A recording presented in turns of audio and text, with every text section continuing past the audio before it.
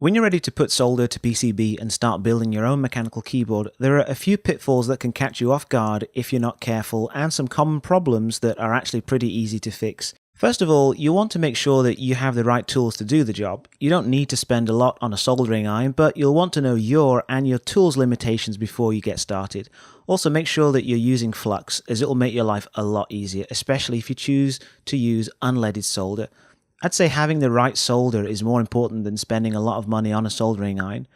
Leaded solder is much easier to work with than unleaded, and 6337 is what I use. I also use a fairly small chisel tip, as I find these work much better than the ones that have rounded tips like a pen. When you get your PCB, the first thing you should do is test it. If you plug it in and it's not recognized, you might need to download some additional drivers for it. There's a pretty good visual guide for this, and I'll leave a link to that in the description. Or what if your board isn't recognized and it throws up a USB error when you plug it in? Something like this. Yep, this happened to me.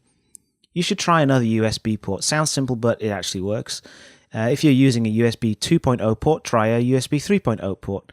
That definitely worked for me, and I was surprised and kind of confused, but yeah, it worked.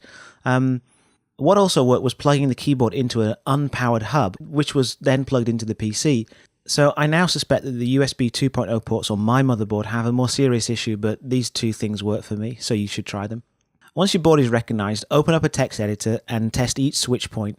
I use a pair of tweezers or a paperclip and put one end of the point on the PCB where the cathode on the diode should go, and one end where the switch leg should go. Check that everything is working okay and you can start building your new board. This is kind of a pain, but it's a good way to eliminate a possible point of failure if you have to go back and troubleshoot later. If you have diodes to solder, remember that unlike resistors, they have a right way and a wrong way. Your PCB should have some kind of indication. Here on my Alps 64, you can see the white band on the PCB should match up with a similar band on the diode itself. So whether you have SMD or through hole, there should be some kind of indicator to tell you that you're putting the diodes in the right way. The same goes for LEDs. Make sure you know which way they're meant to go. You'll of course have made sure that you have the right stabilizers for your board or plate. Cherry plate mount or PCB mount, or maybe CoStar or Alps. If you have PCB mount stabs and you're using a plate, then you'll want to get those on before the plate. Once you put the plate on, it'll be almost impossible to get them in. Not impossible, but it's not going to be easy. If your plate doesn't support being able to remove the tops of each switch and you want to lube, swap springs, or do some other crazy thing, then you should do that before you put them in the plate. Make sure that all your stabs are properly seated into the PCB. This is another thing that can catch people out. And also make sure your switches are pushed right into the PCB if you're using PCB mount switches.